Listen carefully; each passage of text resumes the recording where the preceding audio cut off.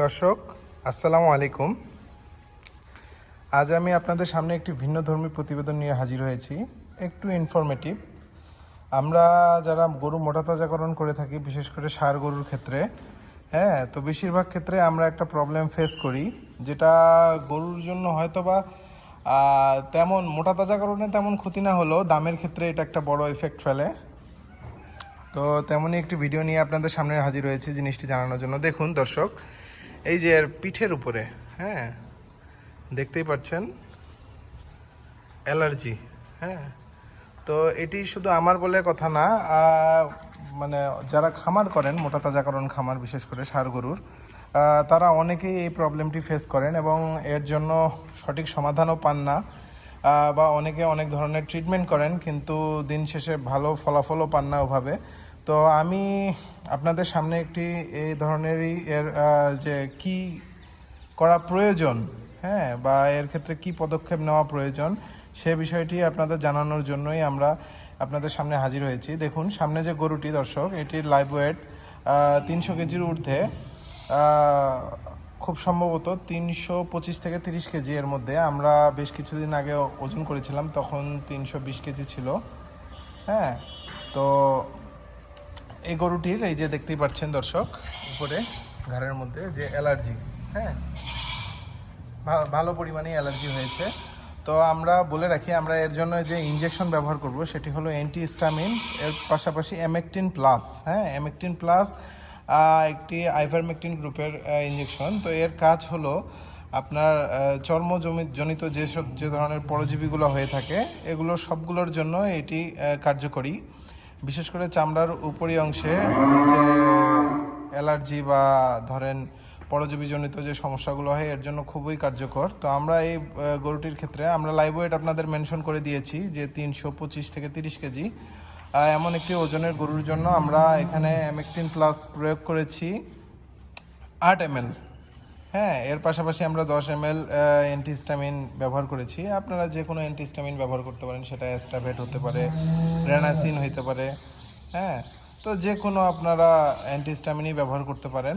তো আমরা এখানে একটি অ্যান্টিহিস্টামিন ব্যবহার করেছি এবং এর পাশাপাশি অ্যামেকটিন প্লাস ব্যবহার করেছি। এবং দেখুন, আমরা গোসলের সময় জায়গাটি একেবারে ভালো করে ঘষে দিয়েছি।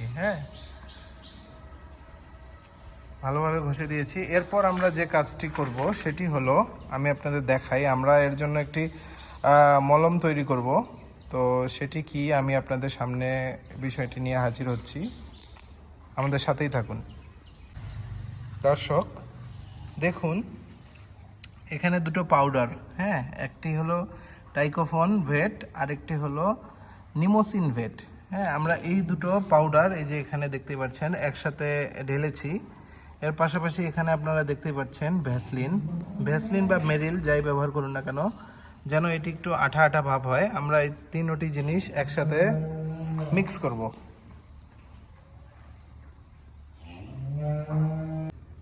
দেখুন দর্শক, আমরা সবগুলো জিনিস একসাথে মাখিয়ে নেওয়ার পর জিনিসটি একটু দোলা দোলা টাইপের হয়েছে।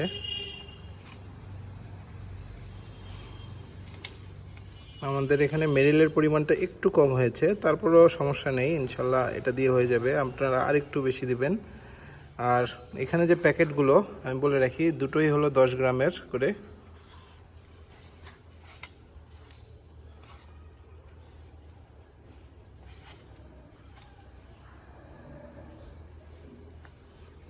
দেখুন, আমরা একটু ওষুধ নিলাম সাথে, যেহেতু এখন ভেজা শরীর, তো এখন ইনশাল্লাহ এটা ভালোভাবেই লাগানো যাবে।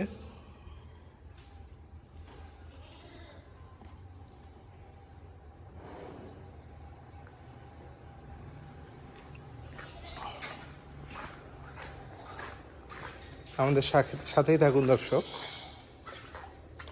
আমরা শুরুতেই আপনাদের বলেছি আমরা এখানে কি কি প্রয়োগ করেছি। এখন শুধু আমরা এখানে যে অ্যালার্জির জায়গাটা, এখানে আপনারা এই যে দেখতেই পাচ্ছেন,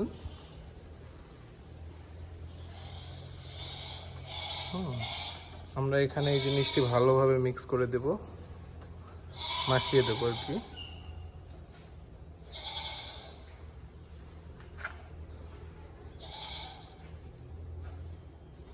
দেখুন, যেহেতু ওরও এখানে অ্যালার্জি আছে, তো ওইভাবে নড়ছে না, কারণ ও জিনিসটা ভাল লাগছে। যেহেতু অ্যালার্জি, হ্যাঁ, স্বাভাবিক অ্যালার্জি থাকলে মানুষ হোক পশু হোক যে কারো ক্ষেত্রেই জায়গাটা প্রচুর চুলকাবে।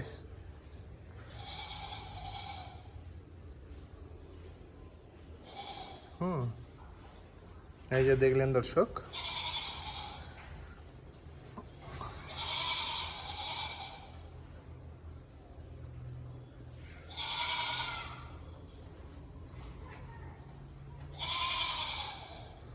আমরা ভালোভাবে এখানে ঢলে দেব জিনিসটা।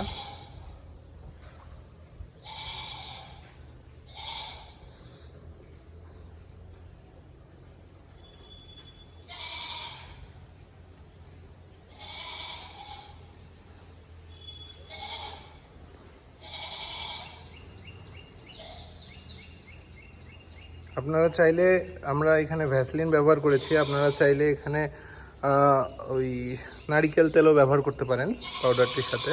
হ্যাঁ, তো ইনশাল্লাহ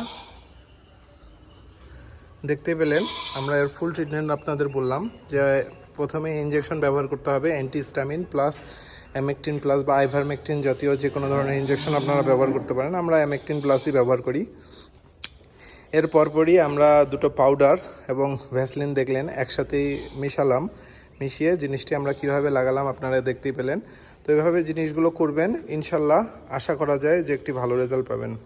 আজ এ পর্যন্তই, সকলেই ভালো থাকবেন এবং আমার ভিডিওগুলো আপনাদের ভালো লাগলে লাইক সাবস্ক্রাইব করে আমার পাশেই থাকবেন।